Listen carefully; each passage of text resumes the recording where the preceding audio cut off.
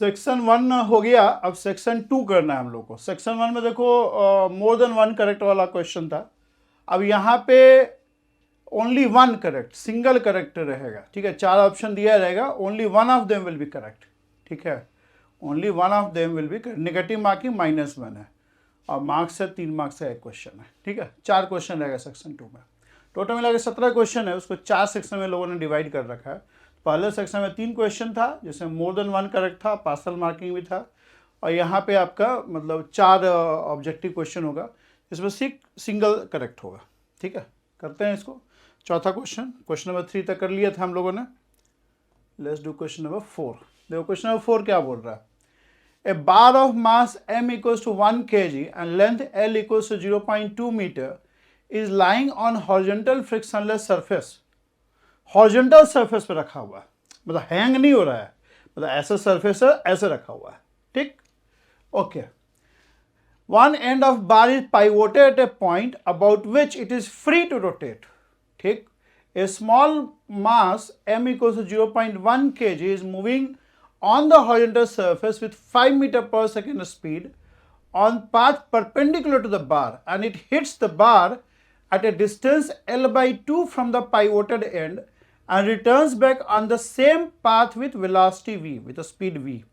After this elastic collision, the bar rotates with an angular velocity omega. Find the which of the following statement is correct. देखो, let's do this. एक second.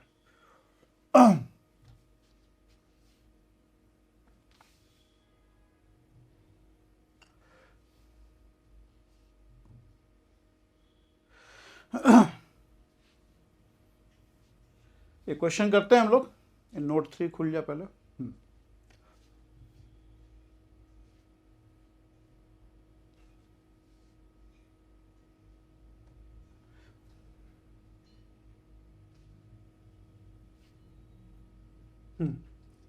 देखो diagram बना ले पहले।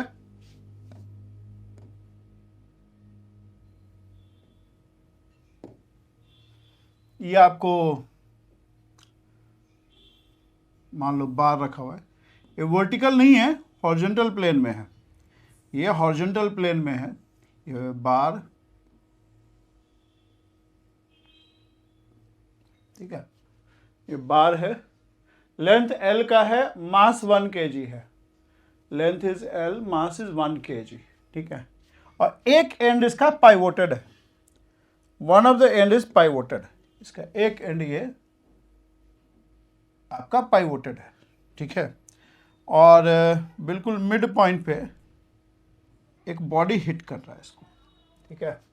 A body of mass, A small body of mass m, इसका mass capital M है, और इसका एक बॉडी है जिसका मास स्मॉल m है, and it's moving with 5 metre पर सेकेंड, 5 मीटर पर second, and it hits the bar at mid point, at mid point. Bar को ये एंड पाइवोटेड है, एंड इस bar is free to rotate about इस pivoted end. एक end pivoted है और वो उसके about it is free to rotate. Suppose this end is A end this end is B, और एक बॉडी है मास m and m is 0.1 kg। ये इसको हिट कर रहा है L/2 डिस्टेंस, मतलब मिड पॉइंट पे हिट कर रहा है, मिड पॉइंट पे हिट कर रहा है, ठीक है। And after hitting it returns back on the same path, जिस पाथ से आया था उसी पाथ पे रिटर्न कर गया है, ठीक है। जिस पाथ से आया था उसी पाथ पे ये रिटर्न कर गया विद द वेलोसिटी v, इसी पाथ पे रिटर्न कर गया विद द वेलोसिटी v, ठीक है। After this elastic collision the bar start rotating with angular velocity omega, ठीक है। तो हम लोग को ओमेगा और v निकालना है, ओमेगा और v निकालना है। तो दो अननोन है, दो इक्वेशन चाहिए होगा।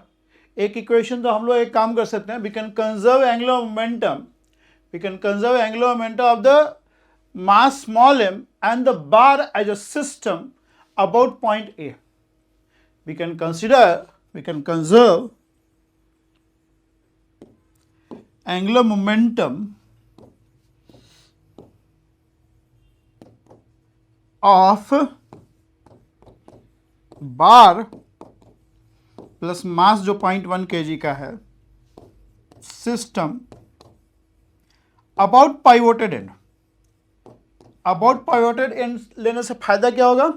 उस केस में जो पाइवोट पे फोर्स लग रहा है उसका कोई टॉर्क जनरेट नहीं होगा, क्योंकि पाइवोट पे फोर्स लगा, पाइवोट को अबाउट ही हम लोग कंजर्वेशन कर रहे हैं, क्योंकि पाइवोट पे जो फोर्स हम लोग को पता नहीं है ना, जैसे ये हिट करेगा तो पाइवोट भी कुछ फोर्स लगाएगा बार पे, वो फोर्स अननोन है। तो एक काम करते हैं हम लोग कि इसी पिवट के अबाउट ही हम लोग एंगुलर मोमेंटम कंजर्व कर लेंगे।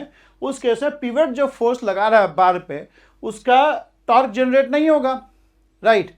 तो हम लोग क्या कर रहे हैं कि ए के अबाउट सिस्टम क्या है, this mass M and this bar, इस पूरे सिस्टम का एंगुलर मोमेंटम पॉइंट ए के अबाउट कंजर्व कर रहे हैं। अब जो मास और बार आपस में जो फोर्स लगाया, जो मास एम और बार जो आपस में फोर्स लगाया वो इंटरनल फोर्स हो जाएगा, क्योंकि हम लोग बार प्लस मास सिस्टम मार रहे हैं, तो ये जो दोनों आपस में फोर्स लगाएंगे वो आपका इंटरनल फोर्स हो जाएगा। So that won't B affecting your conservation of angular momentum, ठीक है। लीनियर मोमेंटम कंजर्व नहीं कर सकता। लीनियर मोमेंटम कंजर्व अगर करेंगे तो उस केस में क्या होगा कि ये जो पॉइंट पिवट जो फोर्स लगा रहा है वो एक्सटर्नल फोर्स हो जाएगा for mass plus bar system. Pivot जो फोर्स लगाएगा वो इस सिस्टम के लिए एक्सटर्नल फोर्स होगा, बट उस एक्सटर्नल फोर्स का कोई टॉर्क जनरेट नहीं होगा अगर पॉइंट ए के अबाउट हम लोग एंगुलर मोमेंटम कंजर्व करेंगे। तो पिवट जो फोर्स लगा रहा है बार पे वो एक्सटर्नल फोर्स इस सिस्टम के लिए, बट वो एक्सटर्नल फोर्स को एक्सटर्नल टॉर्क जनरेट नहीं करेगा। क्यों? क्योंकि हम लोग जो एंगुलर मोमेंटम कंजर्व कर रहे हैं वो पॉइंट ए के अबाउट कंजर्व कर रहे हैं। हम लोग जो एंगुलर मोमेंटम कंजर्व कर रहे हैं वो पॉइंट ए के अबाउट कंजर्व कर रहे हैं, इसलिए वो जो पिवट फोर्स लगा रहा है besides that is external force, but that won't be having any torque, उसका कोई टॉर्क नहीं बनेगा, ठीक है। तो we can conserve angular momentum. What is angular momentum before collision?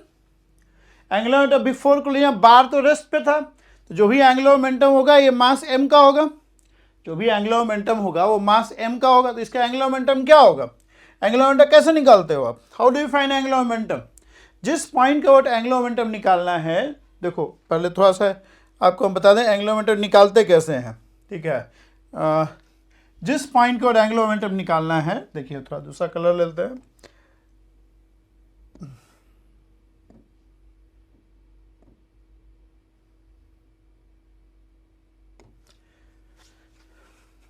देखिए अगर मान लो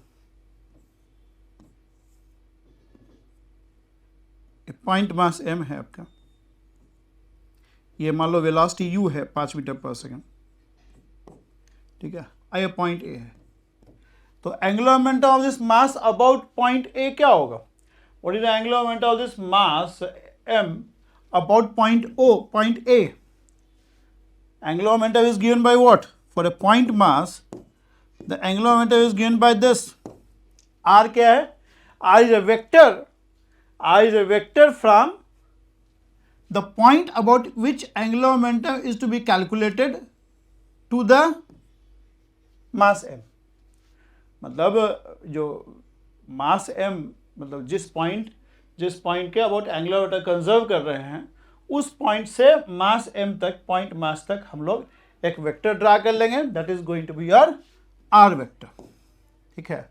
That is going to be your r vector. In general आपको हम बताते हैं, अगर कोई पॉइंट O यहाँ दिया हुआ है and if you have a body moving in this direction, ठीक है, अब इस पॉइंट O के बाद एंगुलर मोमेंटम निकालना चाहोगे तो आप क्या करोगे? You will draw a vector from point O to this point mass m, that will be your r vector, and your angular momentum is going to be r cross p, that is r cross mv, right. इस तरह से हम लोग point mass का angular momentum निकालते हैं, ठीक है। इस तरह से हम लोग पॉइंट मास का एंगुलर मोमेंटम निकालते हैं। तो यहाँ पे हम लोग को एक बार दिया हुआ है, बार का एक एंड के अबाउट एंगुलर मोमेंटम निकालना है हम लोग को पॉइंट ए के अबाउट। आइए हमारा मास m है जो कि u वेलोसिटी से मूव कर रहा है, u का वैल्यू दिया हुआ है 5 मीटर पर second, they have given you the value of u as 5 metre पर सेकेंड। तो आप क्या करेंगे? इसका एंगुलर मोमेंटम निकालना है तो एक r वेक्टर ड्रा कीजिए, ठीक है। This is your r vector, this is u, right? So your angular momentum is given by r cross p, ठीक है, r cross p, right, and this R cross P अगर magnet sorry angular momentum की बात कर रहे हैं, L is given by R cross P and this is nothing but R cross M U, right, in this case अब R और U के बीच का एंगल क्या है, आर और यू के बीच का एंगल निकालना है, तो for that you have to join the tails, R और यू के टेल्स को ज्वाइन कर दो, तो उसका क्या करो, आप इसका आर को शिफ्ट करो और इसका टेल्स को ज्वाइन कर दो, ये एंगल हो जाएगा angle between R and U, right. तो अगर हम लोग मैग्नीट्यूड का बात करते हैं तो this will be R into M into U into sine five, five is the angle, right. Now this is suppose theta, so phi is what? Phi is pi minus theta, so this will be r mu sin pi minus theta, or I can write L as r mu sin theta, or we can say mu r sin theta, ठीक। अब r sin theta क्या बनेगा, if I complete this triangle, this is your r, so r sin theta is going to be this line, so I call it L, so this is nothing but mu into L, right। So in general भी आप समझो, आप in general the angular momentum of a point object, angular momentum of the point object is simply the product of the linear momentum, which is mu, and length of the perpendicular, and the length of perpendicular from the point about which angular momentum is to be calculated to the line containing this velocity, a line containing the momentum। फिर से सुनो क्या बोल रहा है, अगर आपको angular momentum निकालना है किसी पॉइंट के अबाउट, तो कैसे निकालेंगे, this is your mass m, is moving with u, so angular the magnitude of angular momentum is simply the product of the linear momentum of this point object, product of the linear moment of this point object and length of the perpendicular from the point about which you have to calculate the angular momentum to the line containing linear momentum. This is a line containing linear momentum, so length of perpendicular from point A to the line containing linear momentum is L, so your angular momentum is simply P into L, the magnitude of angular momentum is simply P into L, right। यही हमने किया, mu into L, and small l over here is L by 2, small l over here is L by 2, समझ में आ रहा है ये चीज, clear है। एंगुलर मोमेंटम कैसे निकालते हैं पॉइंट मास का, how do you find angular momentum about the point mass,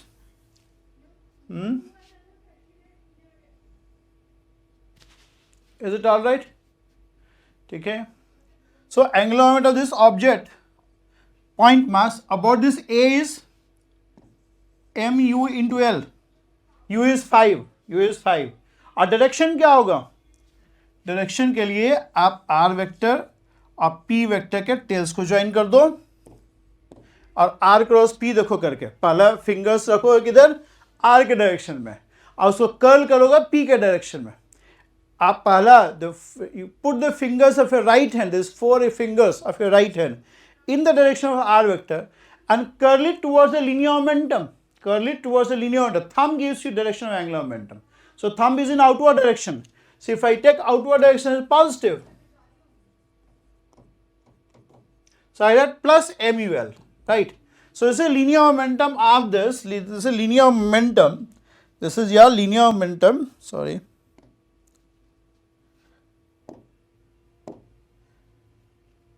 okay, noise मिट गया, कोई बात नहीं। So this is linear momentum of this system about point A, this is mass m, 5 meter per second, so linear momentum is what, this is L by 2, so linear of the system is mu L by 2, u is 5 meter per second, m is 0.1, so bar rest पे था before collision, तो angular momentum of the system is angular momentum of this point mass only, ठीक है। And after collision आपका बार जो है it start rotating with an angular velocity omega about this pivot, और ये बॉडी जो है v वेलोसिटी से वापस आ रहा है, ठीक है, alright, this is coming back with velocity v along the same line. Along the same line, so coming by the velocity v, और ये ओमेगा से रोटेट कर रहा है, ठीक है।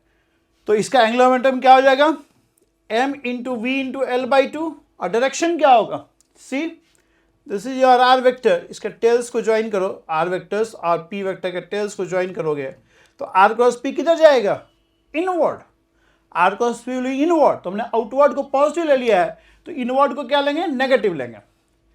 समझ में आ रहा है बात आपको, आर क्रॉस पी करेंगे, वापस लौट रहा है ना, तो आर क्रॉस पी करेंगे इनवर्ड जाएगा, आउटवर्ड का हमने पॉजिटिव लिया तो इनवर्ड नेगेटिव हो जाएगा, so minus M V L plus I omega, omega के डायरेक्शन में फिंगर्स रखिए, ओमेगा के डायरेक्शन में फिंगर को कर्ल किए, थंब आपको डायरेक्शन देगा, तो जो बार का एंगुलर मोमेंटम होगा आउटवर्ड है, मतलब positive, so I omega, I is what, M L square by 3, sorry M capital M करेंगे ना इसको,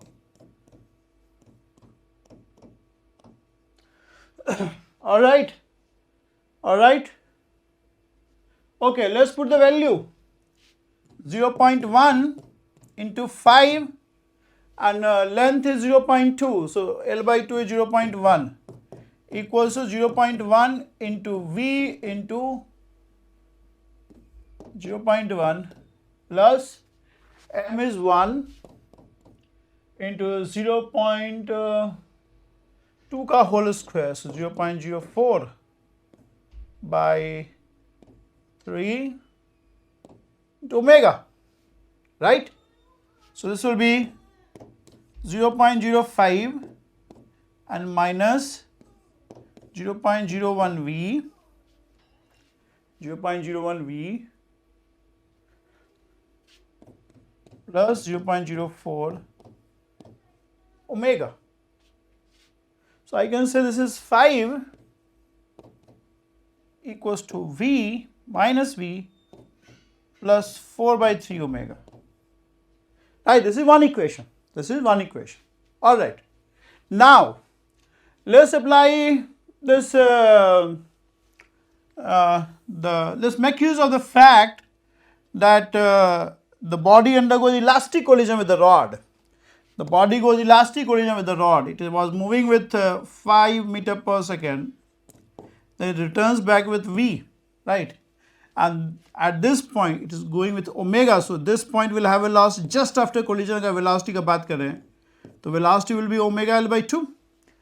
Just after collision, just before collision, the mass was having velocity of 5 meter per second in forward direction. Just after collision, the mass is having velocity v in backward direction. And just after collision, the point where the mass is hitting the rod, जिस point पे rod को hit कर रहा है, उस point का velocity omega L by 2 हो जाएगा, ठीक? Okay, now let's apply the coefficient of restitution, which is V2 dash minus V1 dash upon V1 minus V2, right? And V2 dash and V1 dash are the velocity of second body and first body after collision along the line containing impulsive force. V2 dash and V1 dash are the velocity of the second and the first. V2 dash and V1 dash are the velocity component of the second body and first body after collision, just after collision, along line containing impulsive force. The line containing impulsive force is this. V1 and V2 are the velocity just before collision of the first body and the second body along line containing impulsive force, right? So if I take this direction as positive, and if I call this this is 1 and the bar is 2, बार को 2 बोल देंगे और body number इसको मास को 1, body number 1 बोलते हैं, तो अगर बार का बात करते हैं तो just after collision the velocity is going to omega L by 2 and just before just after collision body number 1 का क्या है, body number 1 small mass m है, बॉडी नंबर 2 बार है, तो जस्ट आफ्टर कोलिजन बार का वेलोसिटी तो omega L by 2 हो गया, और जस्ट आफ्टर कोलिजन ये मास का वेलोसिटी क्या होगा, v इन बैकवर्ड डायरेक्शन, चूंकि हमने फॉरवर्ड डायरेक्शन को पॉजिटिव लिया है तो बैकवर्ड डायरेक्शन को नेगेटिव ले लेंगे, ठीक है। And just before collision your v1 was 5 and v2 was 0, second body bar was at rest, और चूंकि इलास्टिक कोलिजन है so I will call e as 1, so you have v plus omega l by 2 as 5 right? Okay.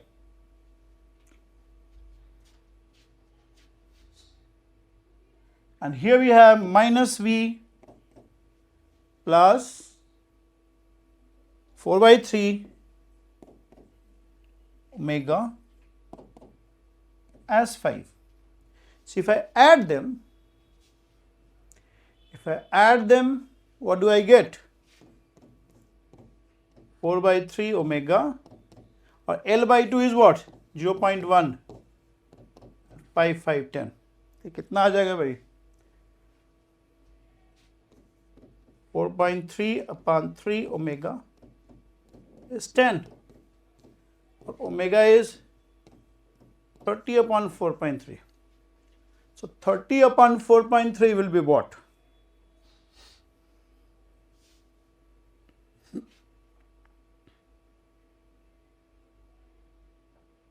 6.98.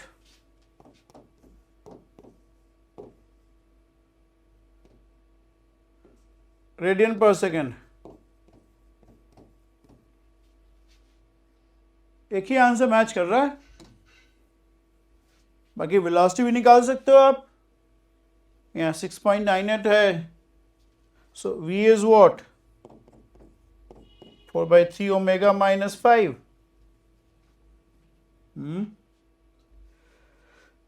4 by 3 omega minus 5. So what is 4 by 3 omega? 4 by 3 omega is 30 upon 4.3 minus 5, 10, 40 बटा 4.3 minus 5. जरूरत नहीं है but कर दे रहे हैं फिर भी.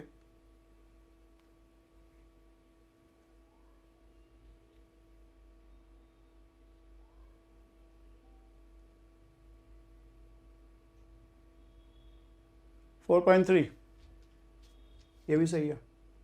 सो A is correct answer. A is going to be the correct answer. ठीक है, ए आपका सही आंसर आ जाएगा. A is going to be the correct answer. Okay, चलेगा. अगला क्वेश्चन करें.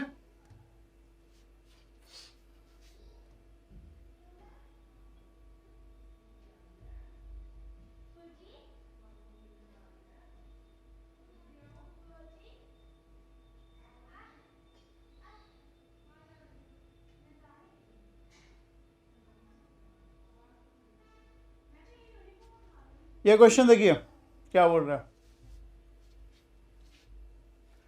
Fifth question.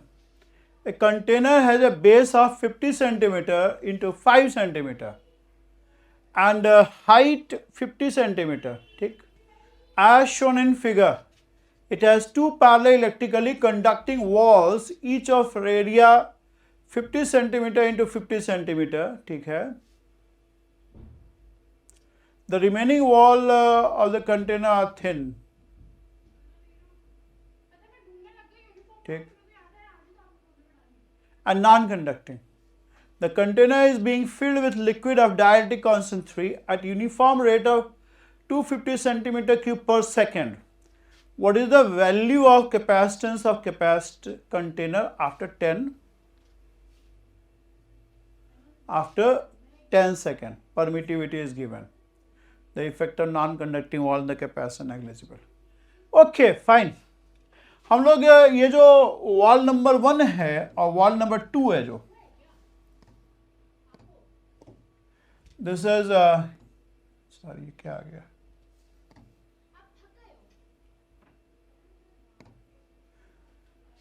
Let's take this left wall and right wall. This is wall number 1 and this is wall number 2.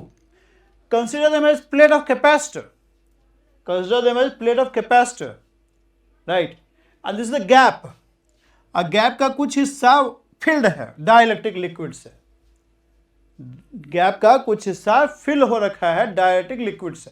ठीक है, समझ में आ रहा है. I am considering 1 and 2, the left and right face of the tank container जो conducting है उसको हम प्लेट ऑफ कैपेसिटर की तरह ले रहे हैं. ठीक है, and the gap is filled with some dielectric liquid. So we have to first calculate कि कितना हाइट ये फील्ड है. टोटल हाइट तो 50 है, तो कितना हाइट ये फील्ड है वो एक बार निकाल लें हम लोग.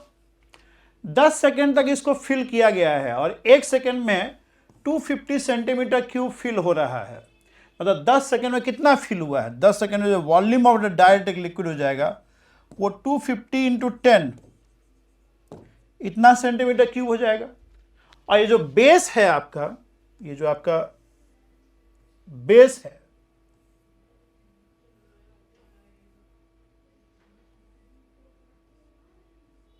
ये जो बेस एरिया है, जो कंटेनर का बेस है, वो उसका एरिया क्या है? 50 लेंथ इंटू ब्रेड्थ. ठीक है. And this length into breadth into height is going to be this 50 गुने 5 गुने height. H is the height of liquid. ठीक है. ये पूरा फिल हुआ है ना यहाँ तक. ठीक है. हाइट एच तक, तो हाइट एच निकल जाएगा ना. बेस एरिया आपका 50 गुने 5 है, हाइट एच मान लो एच है, तो टोटल लिक्विड का तुम्हारा क्या आ जाएगा volume? 50 into 5 into H. Let's consider H to be in centimetre, तो ये सेंटीमीटर क्यूब में आ जाएगा. सेंटीमीटर क्यूब में ही दिया हुआ है, तो 25 25 250 एच और 2500 एच कितना आ जाएगा? 10 सेंटीमीटर. यानी 10 सेंटीमीटर तक आपका फील्ड है लिक्विड से. 10 सेंटीमीटर लिक्विड से फील्ड है. ठीक है. अब ये एक कैपेसिटर है जिसका 10 सेंटीमीटर जो गैप का हाइट जो है, 10 सेंटीमीटर गैप, जो 10 सेंटीमीटर हाइट तक जो गैप है वो लिक्विड से फिल कर रखा, ऊपर एम्प्टी है. तो इसको हम लोग दो कैपेसिटर से बना हुआ देख सकते हैं. एक जो कंप्लीटली फिल्ड है, यहाँ पे हाइट कितना है आपका? 10 सेंटीमीटर. ठीक है. हाइट जो आपका है 10 सेंटीमीटर हाइट तक ये कंप्लीटली फिल्ड है. ठीक है. मतलब ये जो एरिया बनेगा आपका प्लेट का, मतलब इसको ऐसे पहले, चलो सिंबॉलिकली अभी ऐसे मत बनाओ, मान लो ये ऐसे बनाते हैं हम लोग.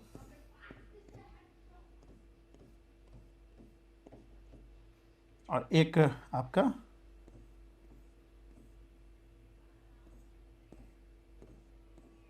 ठीक है.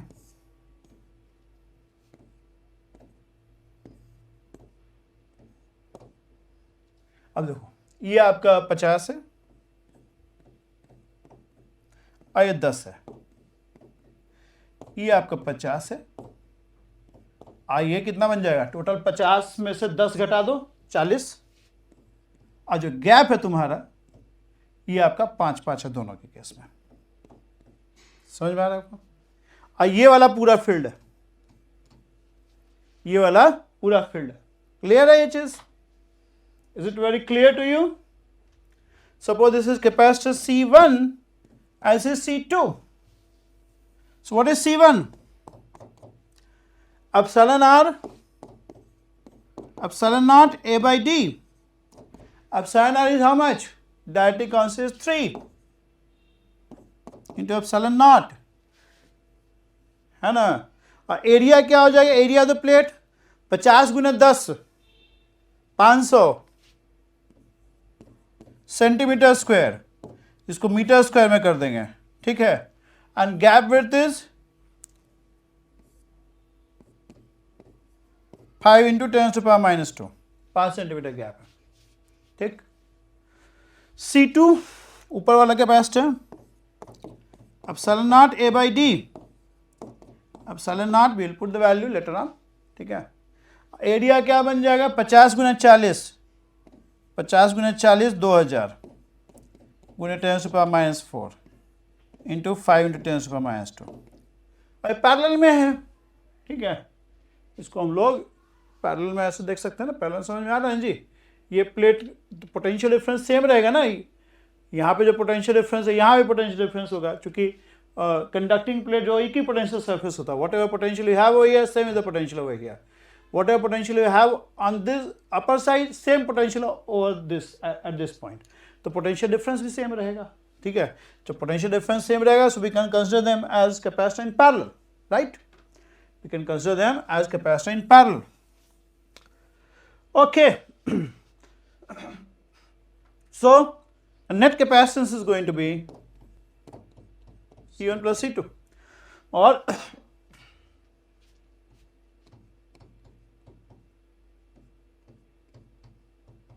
टेंस पर -2 कट गया, ऐसे कट जाएगा, ठीक।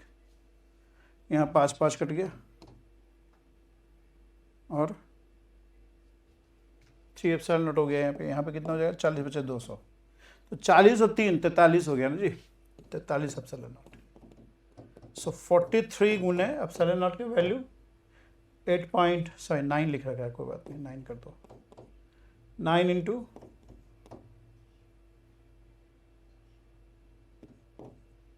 ठीक आ रहा है।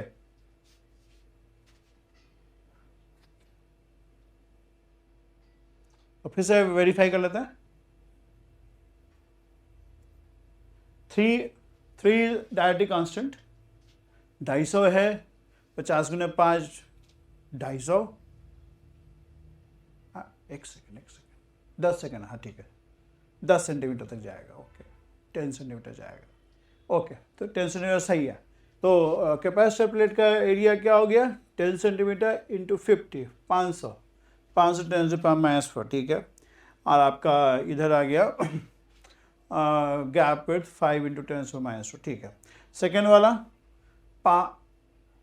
50 गुने 40, हाइट आपका दे रखा है 50, ठीक है। तो 50 गुना 40 पंचों का 20, 2000 होगा ना, 50 गुना 40 इज पंचों का 20 और 2000, यानी ये 2000 मतलब ऐसे आ जाएगा 4, ओके। तो 4 नहीं, ये गलत हो गया, 4 बन रहा है, तो 4 एप्सिलॉन नॉट और 3 एप्सिलॉन नॉट, 7 एप्सिलॉन नॉट हो जाएगा, ठीक है। तो ये 7 गुने,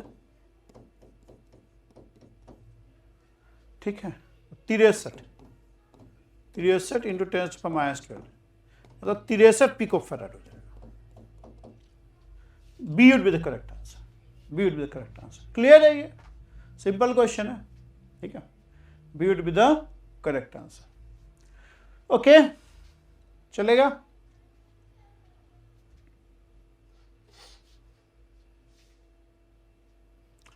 ये क्वेश्चन देखो,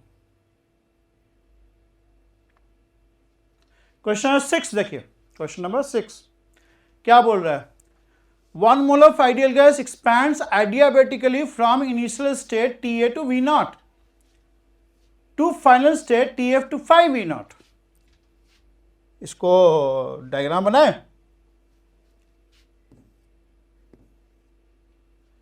अगर हम लोग डायग्राम का ऐसे जरूरत नहीं है, बट चलो बना लो, कोई नहीं, ठीक, वी डायग्राम बन गया, ठीक है। तो वी एक्सपैंड कर रहा है व्हाट एवर टेम्परेचर। देखो फार्मूला ये होता है एडियाबेटिक प्रोसेस में, या P V gamma equal to constant, right.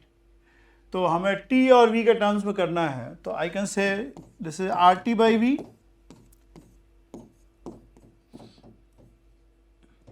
so this will be what, TV gamma minus 1 equal to constant, ठीक, TV gamma minus 1 equal to constant, so you have TV,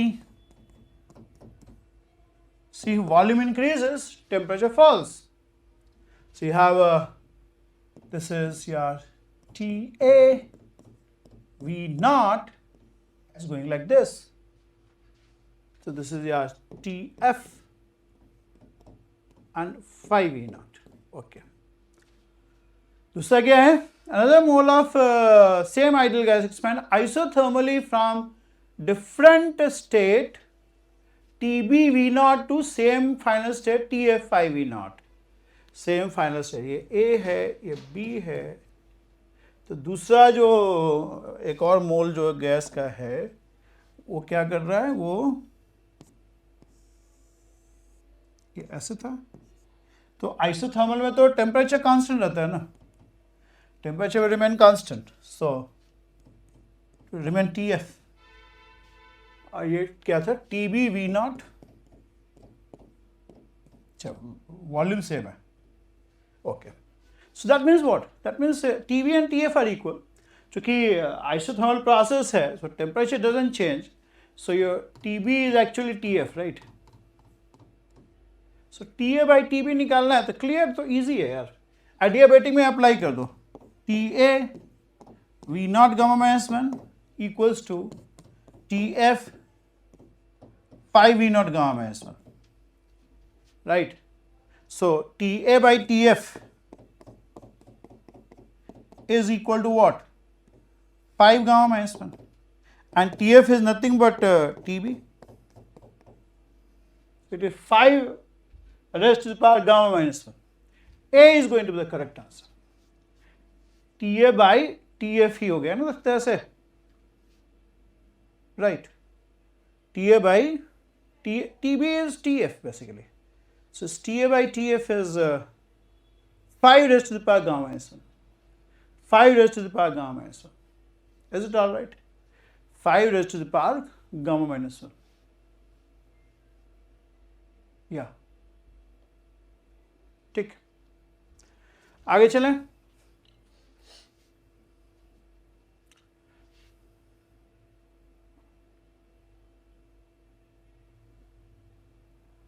ये question देखिए, 7वां 7th question क्या बोल रहा है. Two satellites P and Q are moving in different circular orbit about Earth. The height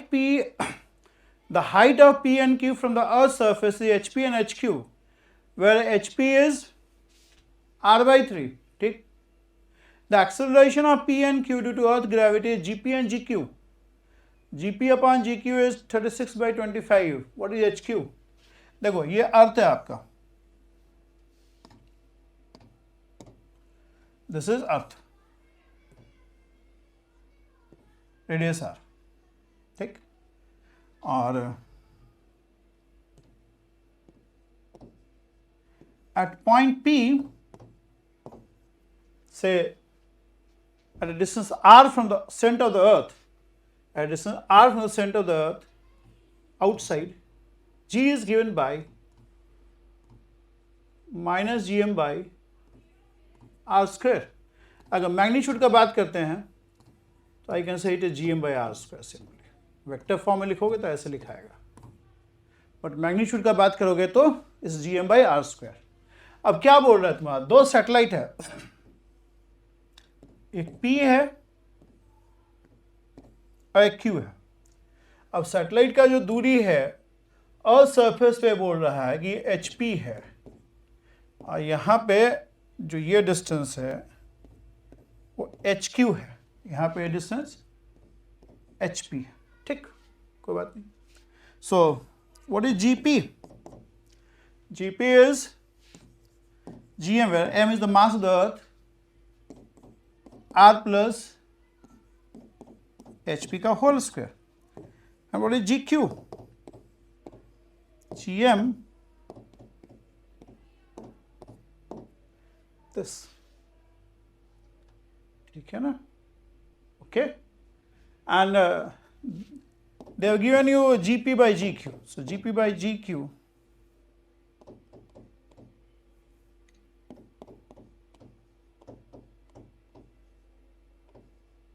will be what?